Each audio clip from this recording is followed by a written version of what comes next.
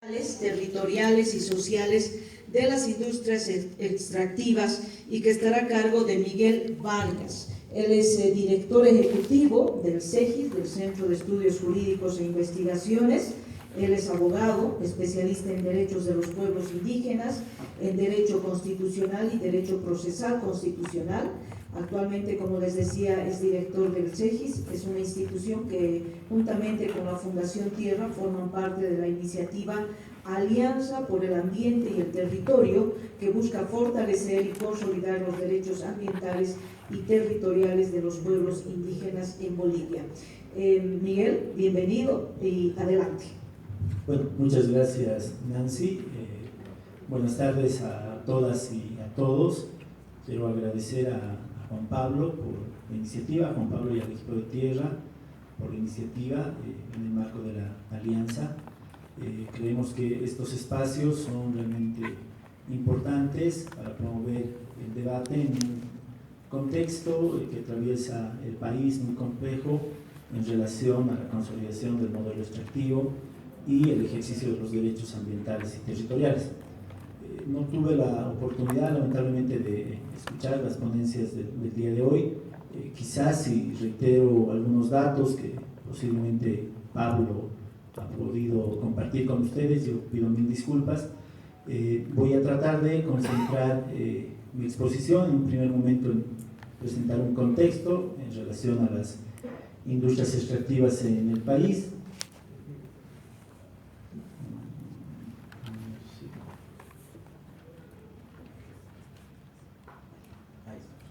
Bueno, el contexto extractivista en Bolivia.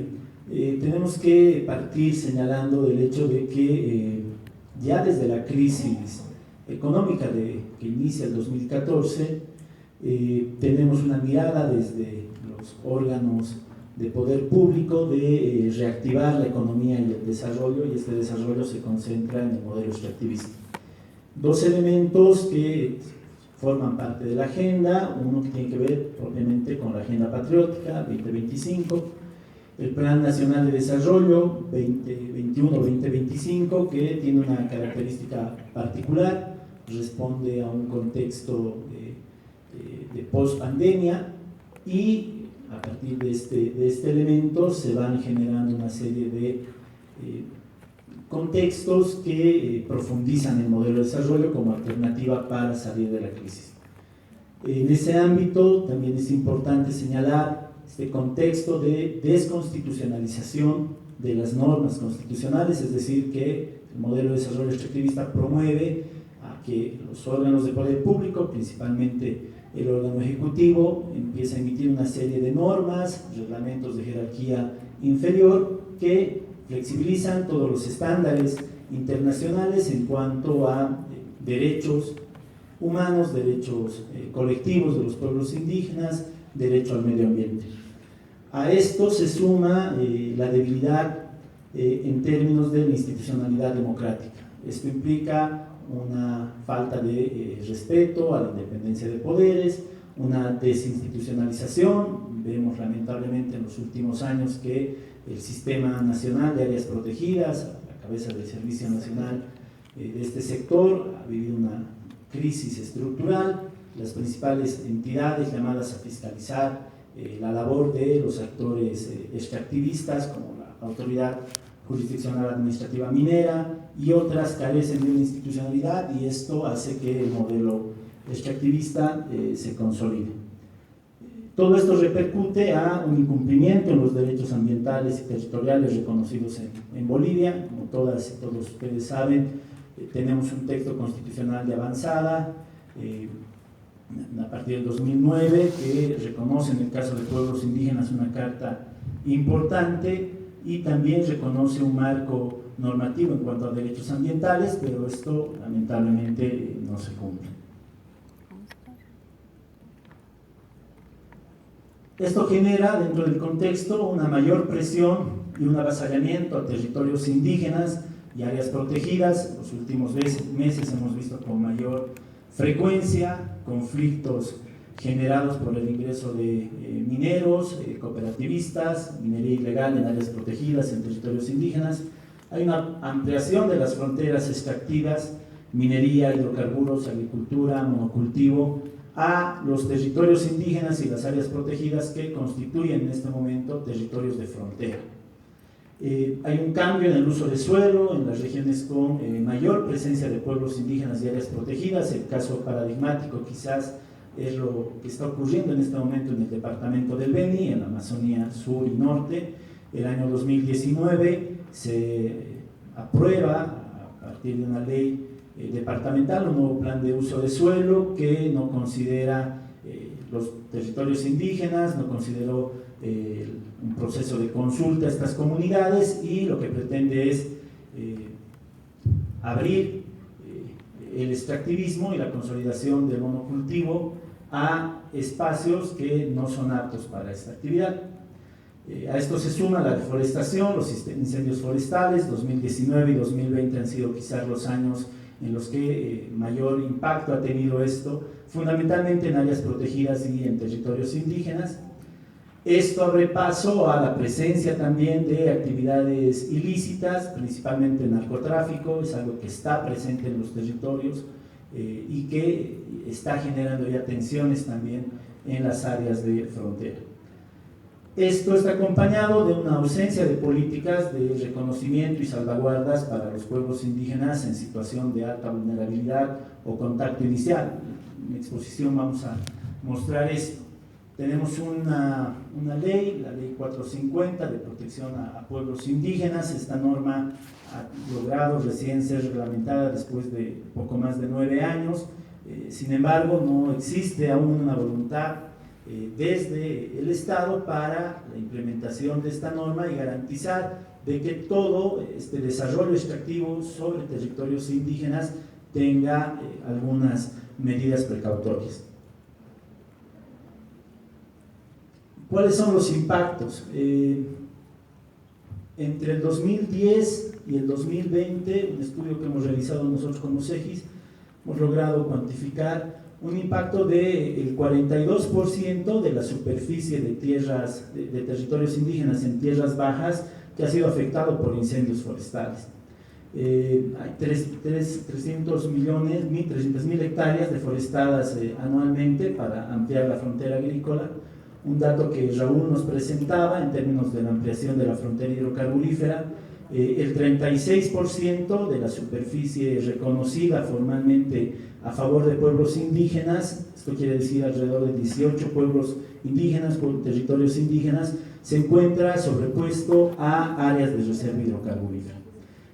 Hay un incremento desmedido de contratos administrativos mineros, pero al mismo tiempo de minería ilegal en áreas protegidas y TCOs. Creo que esta es la característica y este elemento ha centrado el debate en los últimos meses en el país. Aquí hay un mapa que hemos desarrollado que trata de reflejar un poco cómo la presión del avance de la frontera agrícola hacia territorios indígenas, ¿no? En los últimos 10, 15 años esta presión se ha acentuado más. Hay presencia principalmente en el departamento del Beni, pero también una característica particular, histórica, en el departamento de Santa Cruz. En relación a los incendios forestales, ustedes pueden ver este mapa que trata de comparar un poco la evolución de los incendios. El 2019, que ha sido el de mayor impacto, 6 millones de hectáreas a nivel nacional, con una presencia importante en el departamento de Santa Cruz, pero esto, digamos, ya nos muestra una consecuencia de lo que ha sido ya la implementación del plan de uso de suelos en el departamento del Beni. Solamente el 2020 se quemó en relación al 2019 un 36% más a partir de la implementación del nuevo plan de uso de suelo. Entonces, esto repercute principalmente en amenazas, tener mayores amenazas a territorios indígenas en los que habitan pueblos en situación de mayor vulnerabilidad por sus características demográficas, por su limitado acceso acceso a recursos públicos, servicios básicos. En términos de deforestación, podemos ver cómo se ha ido evolucionando esto entre el 2001 y 2015, y cómo entre los últimos 3 años del 2015, que hay un pequeño error, perdón, entre el 2015 y el 2018, el Departamento de Santa Cruz, a partir de la aprobación del paquete de normas incendiarias, la deforestación en el oriente, amenazando a territorios indígenas y dentro de territorios indígenas, principalmente el de Guarayos, acá es mucho mayor. Ahora, estos impactos, toda esta información que muestra, digamos, un aspecto general, repercute ya en territorios indígenas, en comunidades y en pueblos concretos. Yo he querido traer el caso del pueblo ayoreo. El pueblo ayoreo en Santa Cruz es uno de los pueblos en situación de alta vulnerabilidad. Son 4 TCOs, las 4, podemos ver acá el mapa. El 2019 y el 2020 han sido los territorios indígenas con mayor presión en relación a los incendios forestales, y en concreto el caso de la TCO Tobité 2, que el 2019 ha sufrido un impacto importante, pero que el 2022 al mismo tiempo ha vuelto a tener un impacto considerable, es decir, en gestiones continuas, la presencia del fuego está generando de manera ya sistemática vulneración no solamente a los derechos ambientales del pueblo ayoreo, sino ya a derechos fundamentales, ¿no? Como el derecho a la vida, a permanecer en el territorio.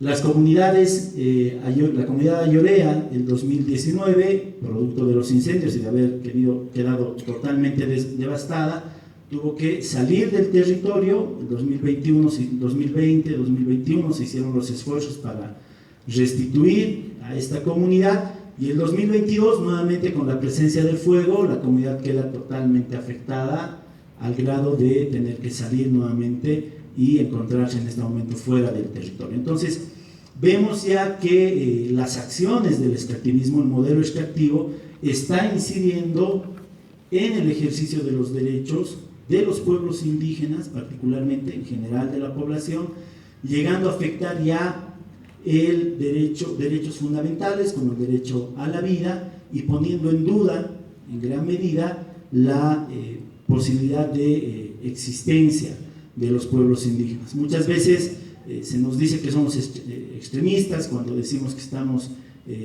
presenciando en la antesala de etnocidios, pero los casos concretos como el de la comunidad Tieuña de la TCO Tobité es un caso que refleja que no estamos muy lejos de esto.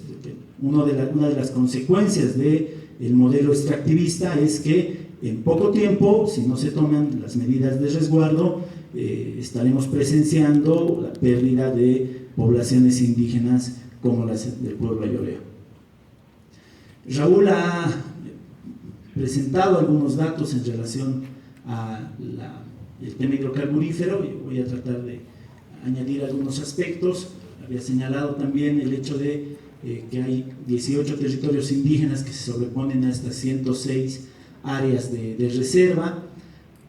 Muchas de estas reservas, si ustedes se fijan acá en el norte, estos puntos, estos círculos rojos, corresponden a áreas en las que se encuentran territorios indígenas, pueblos indígenas en situación de aislamiento voluntario o contacto inicial, ¿no? Esto quiere decir que en estas zonas, esta frontera extractiva, la presencia de actividades de exploración, principalmente en toda esta área, el área del Madre de Dios, que es, digamos, el área en este momento en el que el Ejecutivo y Yacimientos está poniendo bastante atención, porque se considera un área de potencial importante, se va a tener, podremos estar presenciando con seguridad conflictos de carácter territorial y vulneraciones de estos derechos.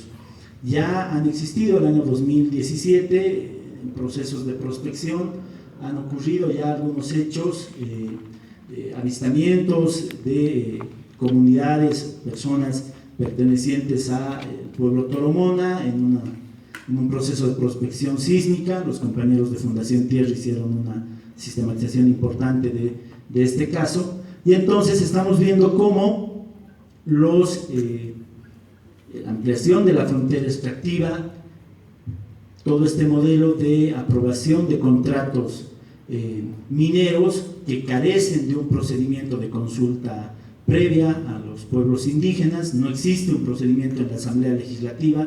Ninguno de los contratos que se están firmando en este momento entre empresas extranjeras y yacimientos para realizar este proceso de prospección, o estos procesos de prospección, tienen o han desarrollado, han sido sujetos a un proceso de consulta previa.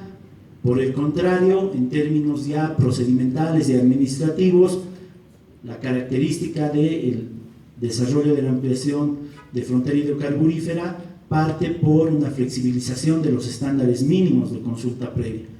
Bien lo explicaba Raúl, en 2005, con la nueva ley, ley de hidrocarburos, la 3058, el país había avanzado de manera importante en reconocer mecanismos de consulta previa en los cuales se permitía a las comunidades indígenas aplicar sus normas y procedimientos propios, y eso implicaba que las comunidades indígenas puedan definir los tiempos, los actores, las áreas que eran sujetas a consulta. A partir del año 2015, que está muy vinculado esto a la aprobación desde el Ejecutivo al ingreso de áreas de hidrocarburos, a áreas protegidas, parques nacionales, hay un proceso de desnaturalización de la consulta, y hoy básicamente el procedimiento en hidrocarburos se caracteriza por una negociación entre las empresas intermediada por YPFB y las comunidades indígenas.